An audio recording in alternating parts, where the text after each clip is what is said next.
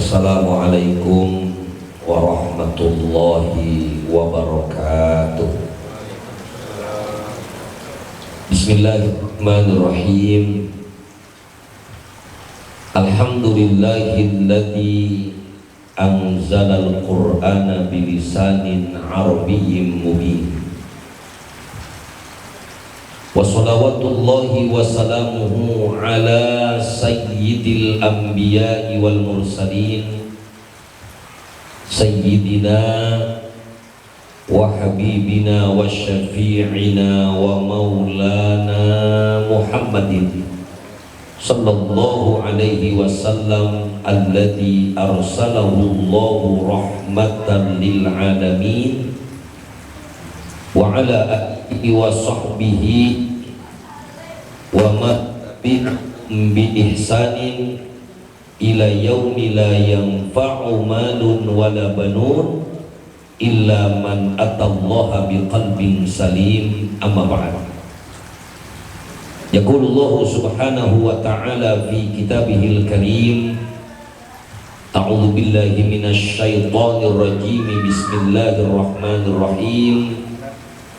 Inna hadzal qur'ana yahdi lillati hiya aqwam wa yubashshirul mu'minina alladhina ya'maluna shalihati anna lahum ajran kabira. Shadaqallahu maulana al-azim wallahu a'lamu bimuradi. Wa qala an-nabiy sallallahu alaihi wa alihi wasallam, khairukum man ta'allama al-qur'ana wa 'allamahu. Rawahul Bukhari atau kama qala Rasulullah sallallahu alaihi wasallam. Hadatil mukarramin, para asatidatil kiram, para alimil ulama, para hufaz, para ahli Al-Qur'an, yang mudah-mudahan sabab wasilah hadirnya para alimil ulama, sabab wasilah hadirnya para penghafal Al-Quran, menjadi sabab wasilah turunnya rahmat dan berkah dari Allah Subhanahu wa ta'ala. Wabil khusus yang saya hormati, yang saya banggakan, Adinda Al-Mukarram Al-Ustaz Kiai Haji Ali Mustafa M.A. Al-Hafidh, mata'anallah bituli hayati wa nafa'anallahu bi'ulumi fid dharaini amin ya rabbal alamin. Para guru-guru juga yang saya banggakan, para santri pesantren Al-Quran As-Sa'adiyah, baik yang hari ini akan diwisuda ataupun yang insya Allah tahun depan juga bisa wisuda yang ketiga dengan hafalan yang sempurna 30 juz. Hadirin hadirat jamaah yang dimuliakan Allah Subhanahu wa ta'ala, tentu tidak ada kata yang paling pantas untuk kita ucapkan di pagi hari ini kecuali ucapan syukur hanya kepada Allah Subhanahu wa ta'ala. Tadi salah seorang wali santri Al-Mukarram Malusan Sulhat sudah menyampaikan tentang rasa terharunya, bagaimana kebahagiaan orang tua yang tiada terkira, kebahagiaan orang tua yang tiada terhingga ketika melihat anak-anaknya mampu menghafal Al-Quran, ketika anak-anaknya menjadi orang-orang yang menjaga Al-Quran. Tentu kebahagiaan ini realitas yang sering kita hadapi Bapak Ibu. Kita terkadang terharu hanya sesaat. Kalau boleh jujur, ketika ada orang menyaksikan acara TV, misalnya Hafid Cilik, ini berapa banyak orang yang ketika ngelihat anak umur 5 tahun hafal Al-Quran, ini yang nonton nangis. Sama dengan kita, ketika ada anak orang lain hafal Al-Quran 30 juz, orang tua itu nangis. Tapi subhanallah, tangisan kita seringkali hanya sesaat, karena memang kendalanya luar biasa. Kalau bukan pahala yang Allah berikan banyak, tentu usahanya pun nggak akan sedikit. Ada satu ungkapan dalam bahasa Arab yang sering kali menjadi pegangan saya ketika mengajarkan santri. Biqadril kaddi tuktasabul ma'ali. Ini ungkapannya singkat Bapak Ibu. Biqadril kaddi tuktasabul ma'ali. Seukuran kesulitan yang kita lakukan, maka hasilnya pun yang diperoleh akan banyak. Saya ambil gambaran yang lebih sederhana. Kalau ada orang mendapat hadiah umroh, lombanya cuma makan kerupuk. Kira-kira ada nggak Bapak Ibu? Pernah nggak lihat pengumuman lomba makan kerupuk tingkat RT? Hadiah pertama umroh, hadiah kedua uang tunai 100 juta. Ada apa enggak? Ini pasti panitianya gila Pak. Bikin acara perlombaan cuma makan kerupuk, hadiahnya 100 juta, panitianya gila.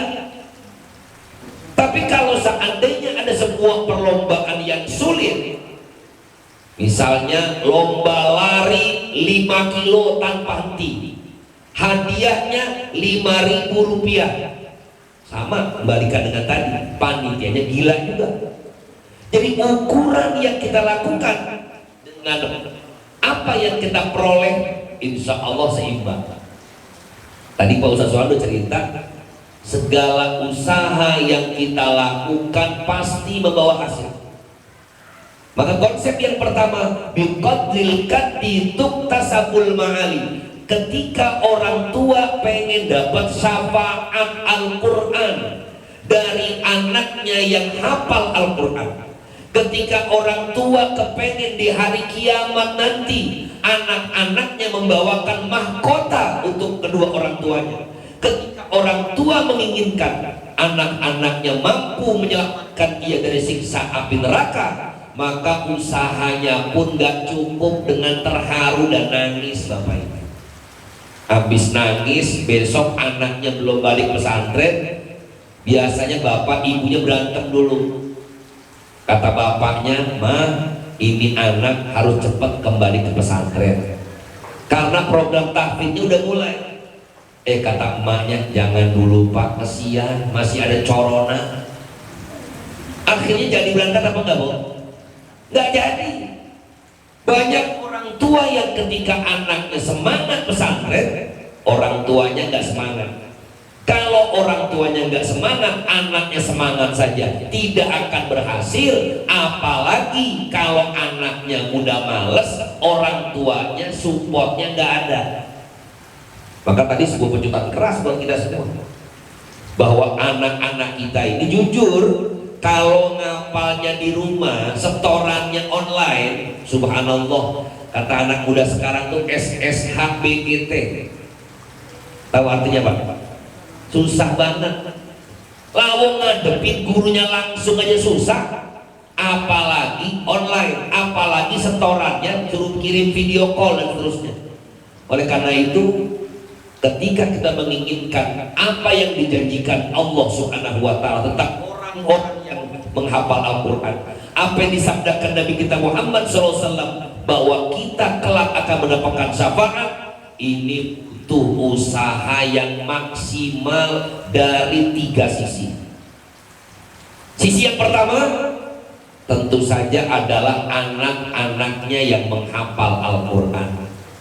Buat anak-anak Abi yang lagi ngapal Al-Quran, ujiannya sekali lagi tadi Abi udah ceritain berat. Gak segampang orang yang cuma pesantren berniat hanya sekedar numpang tidur saja. Maka pada posisi santrinya, niatkan dan mantapkan niatmu semata-mata karena Allah. Yakin apa yang kalian lakukan, bayangkan kalau saya hafal Al-Quran, saya bisa menyelamatkan orang tua saya dari api neraka. Kalau saya bisa hafal Al-Quran, saya bisa menjaga diri saya dari perbuatan yang dilarang oleh Allah Subhanahu wa Ta'ala. Ini untuk anaknya. Yang kedua, buat orang tuanya. Orang tua terkadang lupa.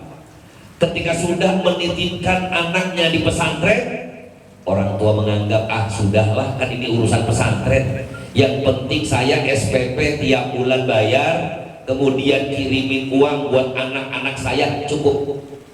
Padahal tidak cukup hanya itu. Saya dengan adik saya ini pengalaman lah sedikit. Saya sudah mengelola pesantren kurang lebih 20 tahun. Seringkali melihat anak-anak yang tidak betah, melihat anak-anak yang sekolahnya tidak selesai, hafalannya nggak selesai, pengajiannya nggak selesai. Justru ada satu yang tidak disadari, faktor orang tua. Dari mana orang tuanya? Salah satunya orang tuanya tidak hati-hati ketika mengirimkan uang jajan dan SPP anak-anaknya. Kalau orang Betawi suka cerita, udah biarin uang setan pakai dulu nggak apa-apa. Uang setan katanya dipakai. Ini ungkapan ini sebenarnya ungkapan frustasi ketika orang tuanya tidak punya uang apa aja pakai dulu. Jangan ini dipakai konsep. Sebab ketika uang apa saja yang dipakai buat ngirimin anak, apalagi naudzubillah min dzalik, uang hasil riba, uang rentenir, uang yang tidak jelas, ini mengakibatkan hafalan anak-anak kita pun akan berpengaruh. Ada satu cerita unik. Ketika Imam Asy-Syafi'i rahimahullah, seorang pendiri madhab mayoritas umat Islam di Indonesia, dia pernah bercerita bahwa dia pernah mendapatkan hafalan yang begitu sulit. Ketika ia laporkan hal ini kepada gurunya mengatakan, coba diingat-ingat lagi, mungkin kamu pernah makan sesuatu yang tidak halal. Ternyata Imam Syafi'i tidak pernah makan sesuatu yang haram, hanya makanan yang syubhat saja. Padahal syubhat dalam konsep fikih tidak ada masalah, tapi ketika itu dimakan, ini bisa mengakibatkan hafalannya terganggu. Orang tua yang mengirimkan anaknya, berhati-hatilah untuk jaga apa yang kita lakukan, apa yang kita kirimkan harus betul-betul sesuai dengan aturan Allah Subhanahu wa Ta'ala. Karena jelas al-ilmu nurun, ilmu itu cahaya. Cahaya matahari contoh, dia tidak akan masuk ke sebuah ruangan ketika kacanya kotor. Tapi kalau kacanya bersih, insya Allah cahayanya akan masuk. Faktor yang ketiga, anaknya sudah, orang tuanya sudah, yang terakhir gurunya. Ini berat juga Pak, karena guru yang mengajarkan ilmu dan kemudian transfer ilmunya masuk kepada santri adalah guru yang lillah, guru yang ikhlas semata-mata karena Allah. Konsep ikhlas jelas disampaikan dalam Al-Quran. Bismillahirrahmanirrahim. Wa ma umiru illa liya'budullaha mukhlishina lahud-din. Tidaklah mereka diperintahkan oleh Allah kecuali beribadah semata-mata ikhlas karena Allah. Ada orang tua santri nyelentuk, Ustadz kalau begitu biar gurunya ikhlas, kita gak usah bayaran ya. Betul begitu Bapak Ibu? Ikhlas itu hati. Kalau guru yang mengajarkan Al-Quran, yang mendidik hafalan Al-Quran, yang menerima setoran hafalan Al-Quran, dia wajib mengosongkan hatinya dari perkara dunia. Dia hanya wajib mengisi hatinya yang saya harapkan adalah semata-mata ridhonya Allah. Jadi urusan duit guru nggak boleh ngarepin, tapi kewajiban wali santri mikirin gurunya. Paham Bapak Ibu? Sederhana kan? Guru nggak boleh mikirin duit. Guru nggak boleh dengan ngajarnya berharap duit. Tapi wali santri wajib memikirkan kesejahteraan guru. Jadi kalau kemudian bayarannya 1 bulan kecil Pak. Nah, karena guru yang menghafalkan, guru yang mengajarkan hafal Al-Quran, ini bukan urusan dunia, ini urusan akhirat. Karena itu wajib bagi kita orang tua wali santri, ayo semangat untuk mencari rezeki yang halal, pikirkan guru-gurunya, pikirkan semuanya. Insya Allah kalau gurunya tenang, istrinya tenang, anak-anaknya tenang, maka mendengarkan setoran hafalan anak-anak kita juga tenang. Gimana mau tenang? Lagi dengerin hafalan, ayo kamu baca juz 2. Istrinya WA, beras habis. Jadi tenang nggak tutornya? Apa kata guru? Udah cukup, salah. Kenapa? Istri pengen beli beras. Atau coba kamu baca di surah Ali Imran, baru selesai belum sempat baca banyak, ada telepon. Orang tuanya telepon bahwa bapak butuh uang. Akhirnya konsentrasinya buyar. Kalau ketiga poin ini, anaknya semangat, orang tuanya menjaga hanya dengan cara yang halal dan baik, guru-gurunya pun ikhlas karena Allah, insya Allah akan melahirkan anak-anak kita menjadi anak-anak yang soleh dan solehah, anak-anak yang alim atau alimah, anak-anak yang faqih atau faqihah, anak-anak yang hafil dan hafizah. Teriring doa dari saya, mudah-mudahan anak-anak kita yang hari ini di wisuda mudah-mudahan mampu menjaga hafalannya, mampu menjaga isi Al-Qur'annya, dan yang paling penting adalah mengamalkan isinya. Saya juga mengapresiasi kepada pesantren dan seluruh pengurus dan dewan guru di pesantren Al-Qur'an As-Sa'adiyah. Tetap semangat walaupun dalam kondisi seperti ini. Insya Allah apa yang kalian lakukan senantiasa mendapatkan keberkahan dari Allah Subhanahu wa Ta'ala. Bapak Ibu hadirin hadirat yang dimuliakan Allah Subhanahu wa Ta'ala, mungkin sekedar itu sekapur silih dari saya. Satu kebahagiaan buat saya, alhamdulillah pesantren As-Sa'adiyah sudah melahirkan 2 wisuda di tahun ini. Mudah-mudahan senantiasa diberikan keberkahan oleh Allah Subhanahu wa Ta'ala, terutama pengasuh pesantren As-Sa'adiyah. Mudah-mudahan Allah anugerahkan istiqomah, Allah anugerahkan kekuatan iman untuk tetap bisa menjadi pembimbing dan pengasuh di pondok pesantren As-Sa'adiyah. Dari saya cukup sekian, terima kasih dan mohon maaf. Hadanallahu wa iyyakum ajma'in, wallahu al-muwaffiq ila aqwamit thoriq. Wassalamualaikum warahmatullahi wabarakatuh.